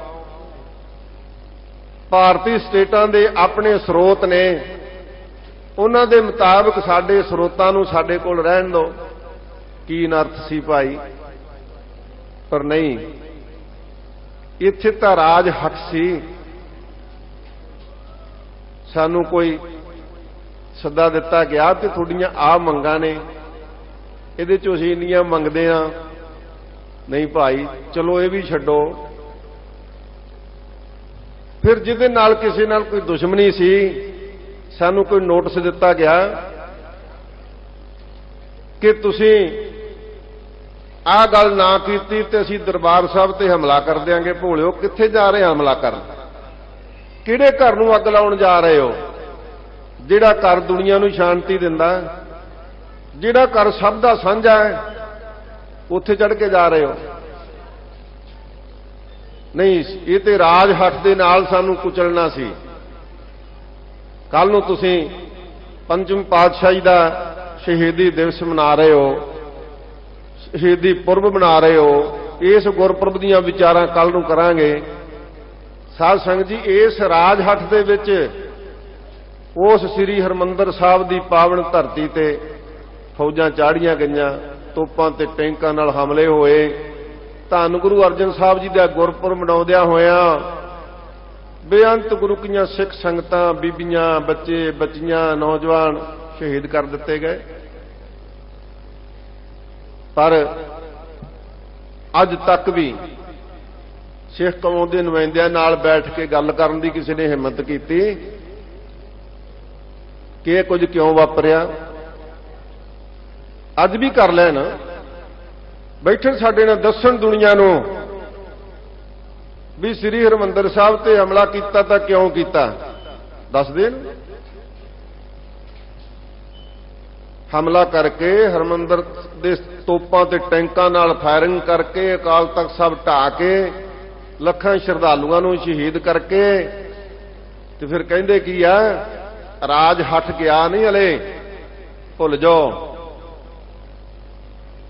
ਇਹ ਗੱਲ ਤੁਸੀਂ ਭੁੱਲ ਜਾਓ ਵੀ ਭੁੱਲਣ ਦੀ ਕੋਸ਼ਿਸ਼ ਕੀਤੀ ਕੋਈ ਗਿਆ ਪਾਵਨ ਸ੍ਰੀ ਹਰਿਮੰਦਰ ਸਾਹਿਬ ਦੇ ਵਿੱਚ ਦਰਸ਼ਨੀ ਡਿਊਟ ਦੀਆਂ ਦਹਲੀਜ਼ਾਂ ਤੇ ਖੜ ਕੇ ਹਿੰਦੁਸਤਾਨ ਦੇ ਰਾਜ ਕਰਨ ਵਾਲਿਆਂ ਨੇ ਕਿਸੇ ਨੇ ਕਿਹਾ ਧੰਨ ਗੁਰੂ ਰਾਮਦਾਸ ਮਹਾਰਾਜ ਸਾਡੇ ਤੋਂ ਗਲਤੀ ਹੋ ਗਈ, ਸਾਨੂੰ ਬਖਸ਼ ਲਓ। ਕੌਣ ਭੁੱਲ ਜਾਏ? ਗੁਰੂ ਰਾਮਦਾਸ ਮਹਾਰਾਜ ਭੁੱਲ ਜਾਣ? ਰੋ ਵਿਚਾਰ। ਅੱਜ ਵੀ ਬੇਨਤੀ ਕਰਦੇ ਹਾਂ ਕਿ ਦੁਨੀਆ ਦਾ ਕੋਈ ਇਨਸਾਫ ਪਸੰਦ ਦੇਸ਼, ਡੈਮੋਕ੍ਰੇਸੀ ਤੇ ਭਰੋਸਾ ਰੱਖਣ ਵਾਲਾ ਦੇਸ਼ ਆਪਣੀ ਇੱਕ ਸਟੇਟ ਦੀ ਅਸੈਂਬਲੀ ਵਿੱਚ ਇਹ ਮਤਾ ਪਾਸ ਕਰ ਦਿੰਦਾ ਹੈ ਕਿ 1984 ਵਿੱਚ ਸਿੱਖਾਂ ਦੀ ਨਸਲਕੁਸ਼ੀ ਕੀਤੀ ਗਈ, ਤੇ ਅੱਜ ਦੇ ਰਾਜ ਹੱਥ ਵਾਲਿਆਂ ਨੂੰ ਫਿਰ ਗੁੱਸਾ ਆਉਂਦਾ ਹੈ ਵੀ ਇਹ ਗੱਲ ਕਿਉਂ ਕਰਦੇ ਆ। ਗੱਲ ਕਰਨ ਤੇ ਵੀ ਕ੍ਰੋਧ ਆਉਂਦਾ ਹੈ, ਤੇ ਜਿਨ੍ਹਾਂ ਤੇ ਤੋਪਾਂ ਚੱਲੀਆਂ, ਜਿਨ੍ਹਾਂ ਦਾ ਪਾਵਨ ਤਖਤ ਢਾਇਆ, ਉਹਨਾਂ ਨੂੰ ਕਹਿੰਦੇ ਭੁੱਲ ਜਾਓ। ਤੁਹਾਨੂੰ ਇਹ ਗੱਲ ਸੁਣਨ ਤੇ ਵੀ ਗੁੱਸਾ ਆਉਂਦਾ। ਜੇ ਗੁੱਸਾ ਆਉਂਦਾ ਹੀ ਹੈ ਤੇ ਫਿਰ ਆਓ ਦੁਨੀਆ ਦੇ ਸਾਹਮਣੇ ਲਾਈਵ ਬੈਠ ਕੇ ਆਪਾਂ ਗੱਲ ਕਰ ਲਈਏ ਵੀ ਕਿਉਂ ਵਾਪਰਿਆ ਸਭ ਕੁਝ, ਕੀ ਲੋੜ ਪਈ ਸੀ। ਇਸ ਵਾਸਤੇ ਧੰਨ ਗੁਰੂ ਅਰਜਨ ਸਾਹਿਬ ਸੱਚੇ ਪਾਤਸ਼ਾਹ ਜੀ ਫਰਮਾਉਂਦੇ ਨੇ, ਗ੍ਰਹਿ ਰਾਜ, ਜਦੋਂ ਹੱਠ ਰਾਜ ਪੈਦਾ ਹੁੰਦਾ ਹੈ ਮਨ ਦੇ ਵਿੱਚ, ਉਦੋਂ ਮਨੁੱਖ ਇਨਸਾਫ ਕਰਨਾ ਭੁੱਲ ਜਾਂਦਾ ਹੈ। ਹਾਲਾਂਕਿ ਬਹੁਤ ਵਾਰੀ ਐਸਾ ਹੋਇਆ ਕਿ ਹੱਠ ਰਾਜ ਦੀ ਸੱਤਾ ਦੇ ਤਹਿਤ ਜਿਹੜੇ ਲੋਕ ਇਹੋ ਜਿਹੇ ਸਥਾਵਾਂ ਨੂੰ ਅੱਗ ਲਾਉਂਦੇ ਨੇ, ਉਹ ਅੱਗ ਦੀ ਲਪੇਟ ਵਿੱਚ ਆਪ ਵੀ ਸੜ ਜਾਂਦੇ ਨੇ। ਪਰ ਹਠ ਰਾਜ ਛੱਡਦੇ ਨਹੀਂ। ਧੰਨ ਗੁਰੂ ਅਰਜਨ ਸਾਹਿਬ ਸੱਚੇ ਪਾਤਸ਼ਾਹ ਜੀ ਫਰਮਾਉਂਦੇ ਨੇ, ਜਿਸ ਗ੍ਰਹਿ ਬਹੁਤ ਤਿਸੇ ਗ੍ਰਹਿ ਚਿੰਤਾ, ਇੱਥੋਂ ਸ਼ੁਰੂ ਕੀਤਾ ਮਹਾਰਾਜ ਨੇ। ਤੇ ਇਹ ਬਹੁਤਾਤ ਦੀ ਗੱਲ ਕਰਦਿਆਂ ਕਰਦਿਆਂ ਕਹਿੰਦੇ ਰਾਜ ਭਾਗ ਵੀ ਮਿਲ ਗਿਆ ਨਾ, ਜਿਹੜੇ ਘਰ ਦੇ ਵਿੱਚ ਸਬਰ ਉਹਨੂੰ ਵੀ ਨਹੀਂ ਆਇਆ। ਵੱਡੇ ਵੱਡੇ ਰਾਜੇ ਨੇ ਅਰ ਭੂਮਣ ਤਾ ਕੀ ਤ੍ਰਿਸ਼ਨਾ ਬੁਝੇ, ਫਿਰ ਵੀ ਨਹੀਂ ਬੁਝਦੀ। ਤੇ ਹਜੂਰ ਕਹਿੰਦੇ ਭਾਈ ਇੱਥੇ ਚਾਹੀਦਾ ਸੀ ਕਿ ਰਾਜ ਮਿਲ ਗਿਆ ਤੇ ਇਨਸਾਫ, ਰਾਜ ਮਿਲ ਗਿਆ ਤੇ ਸਭ ਨੂੰ ਇੱਕ ਨਜ਼ਰ ਦੇ ਨਾਲ, ਸਭ ਨੂੰ ਪਿਆਰ ਦੇ ਨਾਲ ਤੇ ਸਭ ਨੂੰ ਸਤਿਕਾਰ ਦੇ ਨਾਲ ਤੱਕਣ ਦਾ, ਸਭ ਨੂੰ ਰਿਜ਼ਕ ਦੇਣ ਦਾ, ਸਭ ਨੂੰ ਜਿਉਣ ਦਾ ਹੱਕ ਦੇਣ ਦਾ ਭਰੋਸਾ ਦੇਣਾ ਸੀ। ਪਰ ਇਹ ਕੁਝ ਨਾ ਕਰ ਸਕਿਆ। ਗ੍ਰਹਿ ਰਾਜ ਮਹਿ ਨਰਕ ਉਦਾਸ ਕਰੋਧਾ। ਤੇ ਜਦੋਂ ਕਹਿੰਦੇ ਇਹੋ ਜਿਹੀਆਂ ਹਰਕਤਾਂ ਹਠ ਰਾਜ ਦੇ ਵਿੱਚ ਆ ਗਈਆਂ, ਫਿਰ ਨਰਕ ਦਾ ਭਾਗੀ ਬਣਦਾ। ਫਿਰ ਭਾਈ ਸਵਰਗ ਨੂੰ ਨਹੀਂ ਜਾ ਸਕਦਾ, ਆਪਣੀ ਜ਼ਿੰਦਗੀ ਸਫਲੀ ਨਹੀਂ ਕਰ ਸਕਦਾ, ਬਲਕਿ ਅਸਫਲ ਜ਼ਿੰਦਗੀ ਦੇ ਵਿੱਚੋਂ ਨਰਕ ਦਾ ਭਾਗੀ ਬਣ ਕੇ ਜਾਂਦਾ ਹੈ। ਉਦਾਸ ਕਰੋਧਾ। ਤੇ ਜੇ ਰਾਜ ਭਾਗ ਨਹੀਂ, ਉਦਾਸੀ ਧਾਰਨ ਕਰ ਲਵੇ ਵੀ ਮੈਂ ਤਾਂ ਉਦਾਸੀ ਹੁੰਨਾ ਜੀ, ਘਰ-ਬਾਰ ਵੀ ਛੱਡ ਦਿੱਤਾ, ਜੰਗਲਾਂ ਬੇਲਿਆਂ ਵਿੱਚ ਚਲਿਆ ਗਿਆ, ਤੇ ਕ੍ਰੋਧ ਮਨ ਵਿੱਚ ਇੰਨਾ ਹੈ ਵੀ ਜੇ ਕਿਸੇ ਨੇ ਨਮਸਕਾਰ ਨਹੀਂ ਨਾ ਕੀਤੀ ਤੇ ਫਿਰ ਕਹਿੰਦਾ ਤੈਨੂੰ ਪਤਾ ਨਹੀਂ ਮੈਂ ਤੇ ਐਡਾ ਵੱਡਾ ਉਦਾਸੀ ਆ, ਸ਼ਰਾਪ ਦੇ ਕੇ ਤੈਨੂੰ ਦਗਧ ਕਰ ਦਿਆਂਗਾ, ਸਵਾਹ ਕਰ ਦਿਆਂਗਾ, ਤੂੰ ਮੈਨੂੰ ਮੱਥਾ ਹੀ ਨਹੀਂ ਟੇਕਿਆ, ਨਮਸਕਾਰ ਹੀ ਨਹੀਂ ਕੀਤੀ। ਮਨ ਦੇ ਵਿੱਚ ਇੰਨਾ ਕ੍ਰੋਧੀ ਆ, ਬਲਕਿ ਚਾਹੀਦਾ ਸੀ ਕਿ ਜੇ ਤੂੰ ਉਦਾਸਤਾ ਧਾਰਨ ਕੀਤੀ ਹੈ, ਉਦਾਸਤਾਈ, ਤੇ ਫਿਰ ਤੂੰ ਉਦਾਸ ਹੋ ਜਾ ਵਿਸ਼ਿਆਂ ਵੱਲੋਂ, ਉਦਾਸ ਹੋ ਜਾ ਵਡਿਆਈ ਵੱਲੋਂ, ਨਿੰਦਾ ਵੱਲੋਂ, ਪਰ ਤੂੰ ਤੇ ਮਨ ਵਿੱਚ ਬਹੁਤ ਕ੍ਰੋਧ ਧਾਰ ਕੇ ਬੈਠਾ ਹੈ। ਬਹੁ ਵਿਦ ਵੇਦ ਪਾਠ ਸਭ ਸੋਧਾ। ਕਹਿੰਦੇ ਬੜੀਆਂ ਵਿਧੀਆਂ ਦੇ ਨਾਲ ਉਦਾਸਤਾ ਵੀ ਧਾਰੀ, ਵਿਆਕਰਨ ਨੂੰ ਬਣਾ ਬਣਾ ਕੇ ਸੁੱਧ ਹੋ ਕੇ, ਵੇਦਾਂ ਦੇ ਪਾਠ ਨੂੰ ਸੋਧ ਕੇ, ਬਹੁ ਵਿਦ, ਇਹ ਬਹੁਤ ਵਿਧੀਆਂ ਦੇ ਨਾਲ, ਤਰੀਕਿਆਂ ਦੇ ਨਾਲ ਵੇਦਾਂ ਦੇ ਪਾਠ ਨੂੰ ਸਰਵਣ ਕੀਤਾ, ਪੜ੍ਹਿਆ, ਤੇ ਵਿਆਕਰਨ ਨੂੰ ਵਰਤ ਕੇ ਕੋਈ ਅੱਖਰ ਲਾ ਕੰਨਾ ਇਹਦਾ ਉਚਾਰਨ ਗਲਤ ਨਾ ਹੋ ਜਾਵੇ, ਤੇ ਇਸ ਵਿਆਕਰਨ ਦੀ ਬਹੁਤ ਢੰਗ ਦੇ ਨਾਲ ਤੂੰ ਸਾਵਧਾਨਤਾ ਦੇ ਨਾਲ ਪਾਠ ਦੇ, ਵੇਦਾਂ ਦੇ ਪਾਠ ਪੜ੍ਹਨੇ ਕੀਤੇ। ਦੇਹੀ ਮੈਂ ਜੋ ਰਹਿ ਅਲਪਤਾ। ਹਜੂਰ ਫਰਮਾਉਂਦੇ ਸੀ, ਫਰਮਾ ਰਹੇ ਨੇ ਕਿ ਭਾਈ ਇਸ ਦੇਹੀ ਵਿੱਚ ਜੇ ਉਸ ਅਲਿਪਤ ਪ੍ਰਮਾਤਮਾ ਨੂੰ ਸਮਝ ਲਵੇ, ਭਾਵੇਂ ਰਾਜ ਕਰਦਾ ਹੈ, ਭਾਵੇਂ ਜੰਗਲਾਂ ਬੇਲਿਆਂ ਵਿੱਚ ਰਹਿੰਦਾ ਹੈ, ਇਸ ਦੇਹੀ ਤੋਂ ਨਿਰਲੇਪ ਹੋ ਜਾਵੇ। ਆਪਾਂ ਸੁਣਿਆ, ਇਤਿਹਾਸ ਪੜ੍ਹਿਆ, ਸਿੱਖਾਂ ਦੀਆਂ ਸਾਖਿਆਤ ਸਾਖੀਆਂ ਨੇ ਕਿ ਸ਼ਹੀਦ ਭਾਈ ਮਣੀ ਸਿੰਘ ਜੀ ਦਾ ਬੰਦ ਕੱਟਿਆ ਜਾ ਰਿਹਾ ਹੈ, ਪਰ ਉਹ ਦੇਹੀ ਤੋਂ ਨਿਰਲੇਪ ਨੇ। ਪਹਿਲਾ ਵਾਰ ਜਲਾਦ ਨੇ ਗੁੱਟ ਤੇ ਕਰ ਦਿੱਤਾ ਕਿ ਭਾਈ ਸਾਹਿਬ ਕਹਿੰਦੇ ਜਲਾਦ ਨੂੰ, ਕਹਿੰਦੇ ਰੁਕ ਜਾ ਜਰਾ, ਕਹਿੰਦੇ ਦਰਦ ਹੋਇਆ, ਕਹਿੰਦੇ ਨਹੀਂ। ਫਿਰ ਕਹਿੰਦੇ ਕੀ ਕਾਰਨ ਹੈ? ਕਹਿੰਦੇ ਕੀ ਹੁਕਮ ਹੈ ਤੈਨੂੰ? ਮੈਨੂੰ ਹੁਕਮ ਹੈ ਤੇਰਾ ਬੰਦ ਵੱਢਣਾ ਹੈ। ਤੇ ਫਿਰ ਕਹਿੰਦੇ ਪਹਿਲਾਂ ਉਂਗਲਾਂ ਦੇ 3-3 ਪੋਟੇ ਕਰ, ਫਿਰ ਤਲੀ ਵੱਢੀ, ਤੇ ਫਿਰ ਚੌਥਾ ਵਾਰ ਕਰੀ ਪੰਜਵਾਂ ਗੁੱਟ ਦੇ ਉੱਪਰ। ਜਿਵੇਂ ਦਰਜੀ ਤੋਂ ਕੱਪੜਾ ਕਹਿ ਕੇ ਪੜਵਾਈਦਾ ਨਾ ਕਿ ਇੰਨਾ ਕੁ ਨੀਵਾਂ ਰੱਖੀ, ਇੰਨੀਆਂ ਕੁ ਬਾਹਾਂ ਰੱਖੀ, ਕੋਈ ਫਿਕਰ ਹੀ ਨਹੀਂ। ਇਹ ਦੇਹੀ ਤੋਂ ਅਲਿਪਤਤਾ ਦੀ ਅਵਸਥਾ ਹੈ ਭਾਈ। ਕੇਵਲ ਘਰ-ਬਾਰ ਛੱਡਣ ਦੇ ਨਾਲ, ਰਾਜ ਭਾਗ ਸਾਂਭ ਲੈਣ ਦੇ ਨਾਲ ਇਹ ਦੇਹੀ ਦੀ ਅਲਿਪਤਤਾ ਦੀ ਅਵਸਥਾ ਨਹੀਂ ਬਣ ਸਕਦੀ। ਸਤਿਗੁਰੂ ਪਾਤਸ਼ਾਹ ਜੀ ਫਰਮਾਉਂਦੇ ਨੇ ਕਿ ਇਸ ਦੇਹੀ ਤੋਂ ਜੋ ਨਿਰਲੇਪ ਰਹਿਣ ਤੱਕ ਸਿਮਰਨ ਭਜਨ ਵਿਰਾਗ ਦੀ ਮੂਰਤੀ ਬਣ ਜਾਂਦੇ ਨੇ। ਤਿਸ ਜਨ ਕੀ ਪੂਰਨ ਘਾਲੀ ਐ। ਅਸਲ ਕਹਿੰਦੇ ਭਾਈ ਉਹ ਹੈ ਪਰਮੇਸ਼ਰ ਦਾ ਜਨ, ਹਰ ਜਨ ਦੂਈ ਏਕ ਹੈ, ਬਿਬ ਵਿਚਾਰ ਕਛ ਨਾਹੇ, ਜਲ ਤੇ ਉਪਜ ਤਰੰਗ ਜਿਉ ਜਾਲੀ ਵਿਖੈ ਸਮਾਏ। ਉਹਦੀ ਘਾਲਣਾ ਪੂਰੀ ਹੈ, ਤਿਸ ਜਨ ਕੀ ਪੂਰਨ ਘਾਲੀ ਹੈ। ਕਹਿੰਦੀ ਉਹਦੀ ਘਾਲਣਾ ਕੀਤੀ ਹੋਈ, ਉਹਦਾ ਜਪਿਆ ਹੋਇਆ ਨਾਮ, ਉਹਦੀ ਕੀਤੀ ਹੋਈ ਤਪੱਸਿਆ, ਉਹਦਾ ਸਿਮਰਿਆ ਹੋਇਆ ਵਾਹਿਗੁਰੂ ਵਾਹਿਗੁਰੂ, ਕਹਿੰਦੇ ਇਹ ਘਾਲ ਉਸਦੀ ਥਾਂ ਪਈ ਹੈ, ਉਹਦੀ ਪੂਰਨ ਘਾਲਣਾ ਹੈ। ਜਾਗਤ ਸੂਤਾ ਭਰਮ ਵੇਗੂਤਾ। ਆਪਾਂ ਕਹਿੰਦੇ ਜਾਗਤ ਰਹੇ, ਜਾਗ ਰਹੇ ਸੀ ਤਾਂ ਭਾਈ, ਪਰ ਸਤਿਗੁਰੂ ਨੇ 4 ਅਵਸਥਾਵਾਂ ਦਿੱਤੀਆਂ ਹਨ। ਜੋ ਇੱਕ ਜਾਗਰਤ ਅਵਸਥਾ ਹੈ, एक सोबत है, एक सुपन अवस्था है, एक घन सोबत है, वखरी वखरी दसी है। सो रहो विचार जिहड़ा मनुख है इहनूं जागृत अवस्था विच समझिया गया है कि मनुख जागदा है। पर कहंदे भाई जागत सुता, तू जागदा है सुता पिया, कोई सुता पिया मनुख होवे ना, ਉਹਦੇ घर ਵਿੱਚ कोई चोरी हो जावे, ਉਹਦਾ कोई समान चुक लावे, कोई प्लेटफार्म ते सौ गया, ਉਹਦਾ कोई अटैची चुक के लै गया, तो समझ आउंदी भी चोर चुक के लै गए क्योंकि सुता होया सी। पर जे जागदे नूं ही चोर लुट लैण, सवाब लुटिया जावे, ते फिर ते बहुत वड्डी गाफलताई है। महाराज कहंदे जागत सूता, तू जागदा होया ही दुनिया नूं देखण वास्ते तू जाग रहा, शरीर तेरा किरिया विच है, तू काम काज कर रहा है, पर भरम बगूता तैनूं भरम ने खचित कर लिया भी आ जग डिठा, आ जग मिठा अगला किन डिठा, की लोड़ है नितनेम करन दी, बल्कि उल्टा तवा ला लिया भी ये तां जी तोता रटन है। ओहो ही नितनेम, अमृत वेले उठो ते वाहिगुरू वाहिगुरू ओहो ही करी जाओ। वो भोलिओ रोज ओहो ही भोजन खाने आ, ओहो ही जबान ओहो ही मूँह खांदा है, कदे कहा भी आह मूँह च रोज भोजन पाई जाने, रोज ही कपड़े पहनते हैं, रोज ही इन्हां पैरां नाल चलदे आ, कदे सानूं इतराज होया नहीं। जिहड़ा असल काम सी ना उहदे ते इतराज हो गया। भरम बगूता, भरम विच ऐसा लुटिया गया कि नाम सिमरन ते, बाणी पढ़न ते, प्रभु की भगती करन ते, सतगुरु की तीर्थ यात्रा करन ते, गुरु के सरोवर ते, गुरु के हरमंदर ते जिहड़े असल काम सी ना महाराज ने दिते, उहदे ते शंका हो गई। आप ही नहीं शंका दे घेरे विच आए, आप गए और नूं खोवै, आग लगाए मंदिर में सोवै। कहंदे आप तो गए ही आए, होरनां नूं भी इस पासे इस भरम दे विच धक्की जांदे ने। नहीं भाई जागत सूता, तू मनुख सौ ना जावी, आओ मन जागत रहो रे भाई। कहंदे भाई हुण समां है, हुण जागदे रहिओ, वेखिओ किते भरम दी नींद विच ना सौ जाओ। जागना जागन नीका, हर कीर्तन में जागना। कहंदे भाई जे जागना है ना ते हरि दी कीर्ति वल ध्यान दे, प्रभु दी वडियाई वल ध्यान दे, तां कि तेरा जागना सफला हो जावे।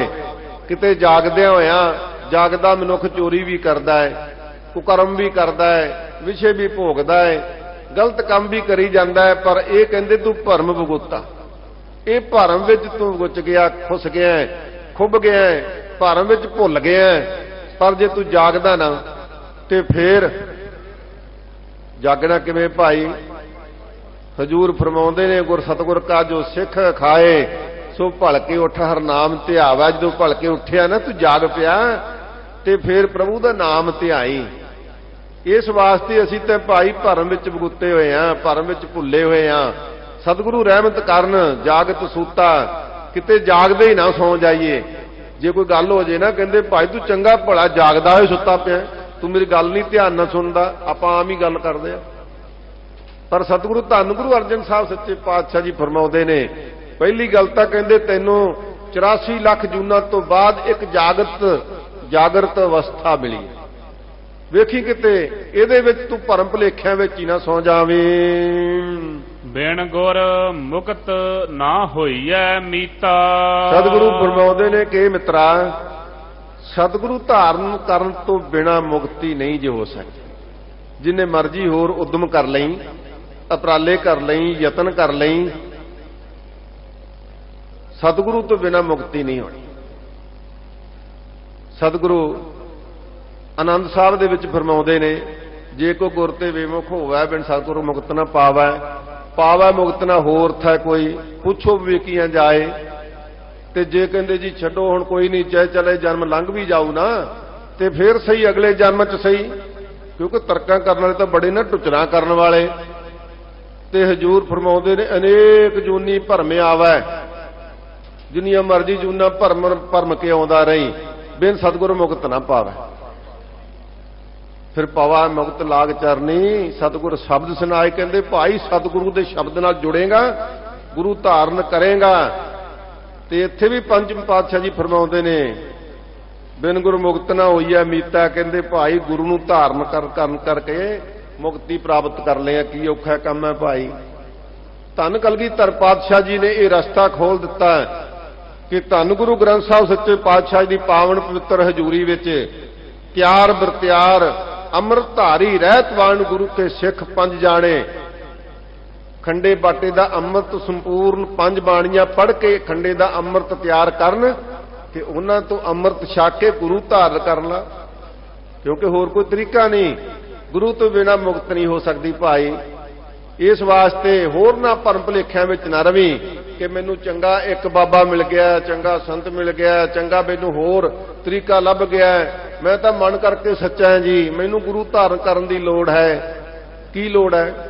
ਨਹੀਂ ਭਾਈ, ਸਤਿਗੁਰੂ ਸੱਚੇ ਪਾਤਸ਼ਾਹ ਜੀ ਫਰਮਾਉਂਦੇ ਨੇ ਗੁਰਮੰਤਰਹੀਨ ਜੋ ਪ੍ਰਾਣੀ ਤ੍ਰਿਗ ਜਨਮ ਭ੍ਰਸ਼ਟ ਨਾ। ਕਹਿੰਦੇ ਉਹਦਾ ਤਾਂ ਜਨਮ ਹੀ ਭ੍ਰਸ਼ਟੀਨ ਹੈ, ਜਿਹੜਾ ਗੁਰੂ ਧਾਰਨ ਕੀਤੇ ਤੋਂ ਬਿਨਾਂ ਹੀ ਜਨਮ ਬਤੀਤ ਕਰ ਰਿਹਾ ਹੈ। ਨਹੀਂ ਭਾਈ, ਖੰਡੇ ਬਾਟੇ ਦਾ ਅੰਮ੍ਰਿਤ ਛਕੋ, ਗੁਰੂ ਵਾਲੇ ਬਣੋ। ਇਸ ਬਿਨਾਂ ਗੁਰੂ ਤੋਂ ਬਿਨਾਂ ਮੁਕਤੀ ਨਹੀਂ ਜੇ ਹੋ ਸਕਦੀ।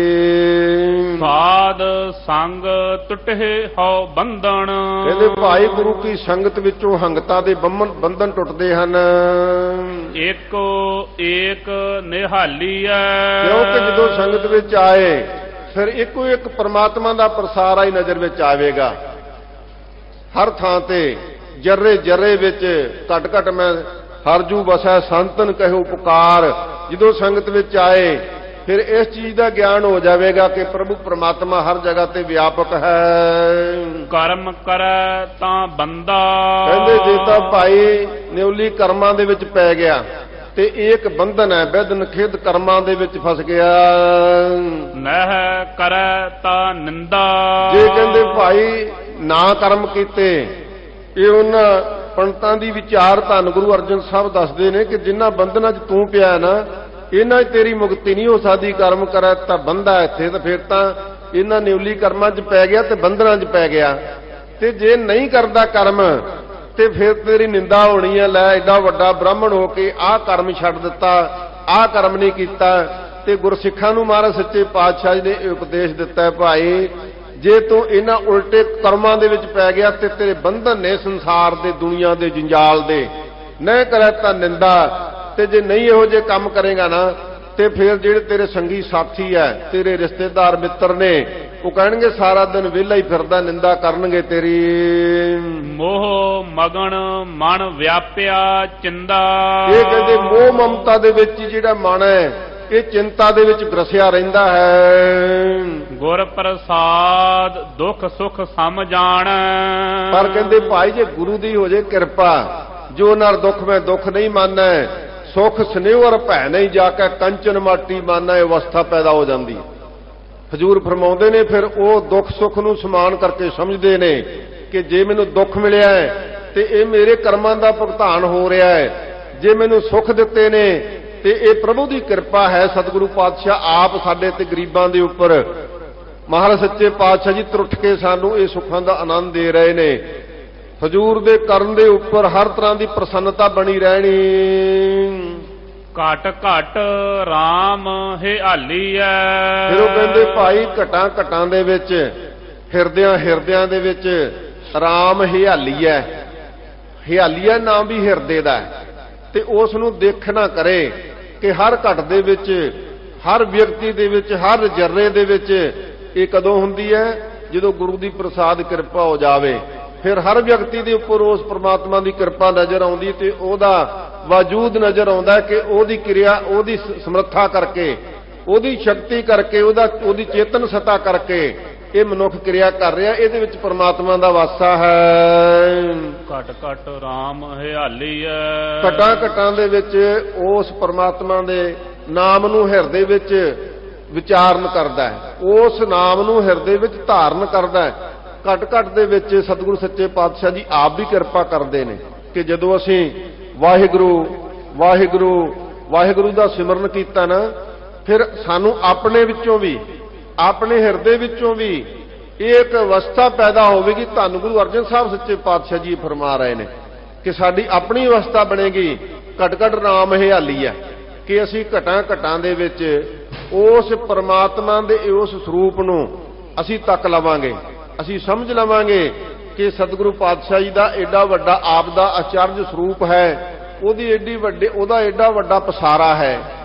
ਤੇ ਇਸ ਵਾਸਤੇ ਗੁਰਸਿੱਖਾਂ ਨੂੰ ਮਹਾਰਾਜ ਸੱਚੇ ਪਾਤਸ਼ਾਹ ਜੀ ਨੇ ਨਾ ਜੋ ਜੁਗਤ ਦੱਸੀ ਹੈ, ਅੱਜ ਧੰਨ ਗੁਰੂ ਅਰਜਨ ਸਾਹਿਬ ਸੱਚੇ ਪਾਤਸ਼ਾਹ ਜੀ ਨੇ ਮੇਰਾ ਕੀਤੀਆਂ, ਕਿਰਪਾ ਕੀਤੀ ਹੈ ਕਿ ਗੁਰਸਿੱਖੋ ਇਸ ਬਹੁਤ ਹੀ ਵੱਡੀ ਵਡਿਆਈ ਵਿੱਚ ਵੀ ਨਾ ਫਸੇ ਰਹੋ ਕਿ ਅਸੀਂ ਬੜੇ ਵੱਡੇ ਸਰਦਾਰ ਹਾਂ, ਸਾਡੇ ਕੋਲ ਤਾਂ ਮਾਇਆ ਦਾ ਧਨ ਦੌਲਤ ਦਾ ਹੀ ਅੰਤ ਨਹੀਂ। ਤੇ ਇਸ ਚਿੰਤਾ ਵਿੱਚ ਵੀ ਨਾ ਰਹੋ ਕਿ ਸਾਡੇ ਕੋਲੇ ਮਾਇਆ ਘੱਟ ਹੈ, ਇਹਦੀ ਦੌੜ ਵਿੱਚ ਹੀ ਲੱਗੇ ਰਹੋ। ਕਹਿੰਦੇ ਪ੍ਰਭੂ ਉਸ ਪ੍ਰਭੂ ਦੀ ਇਸ ਰਜਾ ਵਿੱਚ ਰਹਿਣ ਦਾ ਤਰੀਕਾ ਸਿੱਖੋ ਕਿ ਸਤਿਗੁਰੂ ਪਾਤਸ਼ਾਹ ਜੀ ਨੇ ਸਾਨੂੰ ਇਸ ਸੰਸਾਰ ਵਿੱਚ ਪੈਦਾ ਕੀਤਾ ਨਾ, ਤੇ ਉਹਨੂੰ ਸਾਡਾ ਫਿਕਰ ਹੈ, ਉਹ ਮਾਲਕ ਨੂੰ ਸਾਡਾ ਫਿਕਰ ਹੈ, ਉਹ ਸਾਨੂੰ ਹਰ ਥਾਂ ਤੇ ਰੋਜੀ ਦੇਵੇਗਾ। ਤੇ ਪਰ ਸਾਨੂੰ ਕਰਨਾ ਕੀ ਚਾਹੀਦਾ ਹੈ? ਘਟ ਘਟ ਰਾਮ ਹਿਆਲੀਆ ਦੇ ਇਸ ਅਵਸਥਾ ਵਿੱਚ ਪਹੁੰਚਾਂਗੇ ਕਿਵੇਂ? ਮਹਾਰਾਜ ਕਹਿੰਦੇ ਭਾਈ ਜਦੋਂ ਗੁਰਸਿੱਖੀ ਨੂੰ ਧਾਰਨ ਕਰੇਗਾ, ਜਦੋਂ ਤੂੰ ਧੰਨ ਗੁਰੂ ਗ੍ਰੰਥ ਸਾਹਿਬ ਸੱਚੇ ਪਾਤਸ਼ਾਹ ਦੇ ਲੜ ਲੱਗ ਜਾਵੇਂਗਾ ਤੇ ਗੁਰੂ ਦੀ ਬਾਣੀ ਨੂੰ ਸਮਝ ਲਵੇਂਗਾ, ਫਿਰ ਤੈਨੂੰ ਇੱਕ ਆਨੰਦ ਪੈਦਾ ਹੋਵੇਗਾ। ਉਸ ਆਨੰਦ ਵਿੱਚੋਂ ਤੈਨੂੰ ਸਾਰਿਆਂ ਦੇ ਵਿੱਚ ਹੀ ਪਰਮਾਤਮਾ ਦੀ ਜੋਤ ਸਾਖਿਆਤ ਪ੍ਰਗਟ ਦਿਸੇਗੀ। ਪਰ ਉਹ ਆਨੰਦ ਪੈਦਾ ਕਿਵੇਂ ਹੋਵੇਗਾ, ਪ੍ਰਗਟ ਕਿਵੇਂ ਹੋਵੇਗਾ? ਜਦੋਂ ਤੂੰ ਆਪਣੇ ਮਨ ਦੀ ਸ਼ਾਂਤੀ ਨੂੰ ਧਾਰ ਕੇ, ਆਪਣੇ ਮਨ ਦੀ ਨੂੰ ਬਿਰਤੀ ਨੂੰ ਜੋੜ ਕੇ ਅੰਮ੍ਰਿਤ ਵੇਲਾ ਸਾਂਭ ਲਿਆ। ਜਦੋਂ ਸਤਿਗੁਰੂ ਪਾਤਸ਼ਾਹ ਦੇ ਕੀਤੇ ਹੋਏ ਕੌਤਕਾਂ ਨੂੰ ਤੂੰ ਸਮਝਣ ਲੱਗ ਪਿਆ ਕਿ ਸਤਿਗੁਰੂ ਨੇ ਸਾਡੇ ਲਈ ਗਰੀਬ ਨਵਾਜ ਨੇ, ਸਾਡੇ ਗਰੀਬਾਂ ਦੇ ਉੱਪਰ ਰਹਿਮਤਾਂ ਕਰਕੇ ਸਾਨੂੰ ਏਡੀਆਂ ਵੱਡੀਆਂ ਦਾਤਾਂ ਦਿੱਤੀਆਂ ਨੇ, ਨਹੀਂ ਤੇ ਮਨੁੱਖ ਭਟਕਦਾ ਭਾਈ। ਦੇਖ ਲਓ ਹੋਰਨਾਂ ਵੱਲ, ਸਾਰੀ ਉਮਰ ਲੰਘ ਜਾਂਦੀ ਹੈ, ਗੁਰਮੰਤਰ ਕੀ ਤੋਂ ਲਈਏ, ਗੁਰਮੰਤਰ ਪ੍ਰਾਪਤ ਕਿੱਥੋਂ ਕਰੀਏ? ਪਰ ਭਾਈ ਇਹ ਤਾਂ ਸਤਿਗੁਰੂ ਦੀ ਰਹਿਮਤ ਹੈ ਨਾ। ਸਭ ਤੋਂ ਵੱਡੇ ਭਾਗ ਗੁਰਸਿੱਖਾਂ ਕੇ ਜੋ ਗੁਰਚਰਨੀ ਸਿੱਖ ਪੜਤੇ ਆ, ਜਿਹੜਾ ਗੁਰੂ ਕੀ ਸ਼ਰਨ ਵਿੱਚ ਆ ਗਿਆ, ਏਡੇ ਵੱਡੇ ਭਾਗ ਕਿਸੇ ਦੇ ਬਣ ਸਕਦੇ ਆ? ਨਹੀਂ ਤੁਹਾਨੂੰ ਲੱਭਣ ਦੀ ਲੋੜ ਕਿ ਗੁਰਮੰਤਰ ਕਿੱਥੋਂ ਲੈਣਾ ਹੈ, ਨਹੀਂ ਤੁਹਾਨੂੰ ਲੱਭਣ ਦੀ ਲੋੜ ਗੁਰੂ ਕਿਹਨੂੰ ਧਾਰਨ ਕਰਨਾ ਹੈ। ਨਹੀਂ ਭਾਈ, ਇਹ ਤੇ ਸਾਨੂੰ ਸਤਿਗੁਰੂ ਕਲਗੀਧਰ ਪਾਤਸ਼ਾਹ ਜੀ ਨੇ, ਦਸਾਂ ਗੁਰੂ ਸਾਹਿਬਾਨਾਂ ਨੇ ਭਰਮਾਂ ਭੁਲੇਖਿਆਂ ਚੋਂ ਕੱਢ ਕੇ, ਜਾਗਤ ਸੂਤਾ ਭਰਮ ਬੂਤਾ ਭਰਮਾਂ ਵਿੱਚੋਂ ਕੱਢਿਆ ਤੇ ਫਿਰ ਸਭਨਾਂ ਨੂੰ ਆਗਿਆ ਕਰ ਦਿੱਤੀ। ਸਤਿਗੁਰੂ ਸੱਚੇ ਪਾਤਸ਼ਾਹ ਜੀ ਨੇ ਕਿਹਾ ਕਿ ਮੇਰੇ ਸਿੱਖਾਂ ਨੂੰ ਕੋਈ ਭੁਲੇਖਾ ਨਾ ਰਹਿ ਜਾਵੇ। ਆਗਿਆ ਭਈ ਅਕਾਲ ਕੀ ਤਬੈ ਚਲਾਇਓ ਪੰਥ, ਸਭ ਸਿੱਖਣ ਕੋ ਹੁਕਮ ਹੈ ਗੁਰੂ ਮਾਨਿਓ ਗ੍ਰੰਥ। ਸਿੱਖੋ, ਗੁਰੂ ਗ੍ਰੰਥ ਸਾਹਿਬ ਤੁਹਾਡਾ ਗੁਰੂ ਹੈ, ਇਹਦੇ ਉੱਪਰ ਹੋਰ ਕੁਝ ਨਹੀਂ, ਤੇ ਗੁਰੂ ਗ੍ਰੰਥ ਸਾਹਿਬ ਜੀ ਨੂੰ ਗੁਰੂ ਮੰਨਣਾ। ਤੇ ਅੱਜ ਗੁਰੂ ਕੇ ਸਿੱਖੋ, ਜੇ ਗੁਰੂ ਗ੍ਰੰਥ ਸਾਹਿਬ ਜੀ ਦੀ ਬਾਣੀ ਦੇ ਉੱਪਰ ਹੀ ਕਿੰਤੂ, ਗੁਰੂ ਦੀ ਬਾਣੀ ਦੇ ਉੱਪਰ ਹੀ ਸ਼ੰਕਾ, ਤੇ ਫਿਰ ਭਗਤ ਕਬੀਰ ਜੀ ਫਰਮਾਉਂਦੇ ਨੇ, ਕਬੀਰ ਸਾਚਾ ਸਤਿਗੁਰ ਕਿਆ ਕਰੈ, ਜਾਂ ਸਿੱਖਾਂ ਮੈਂ ਚੂਕ, ਅੰਧੇ ਏਕ ਨਾ ਲਾਗੇ ਜੋ ਬਾਂਸ ਵਜਾਈਐ।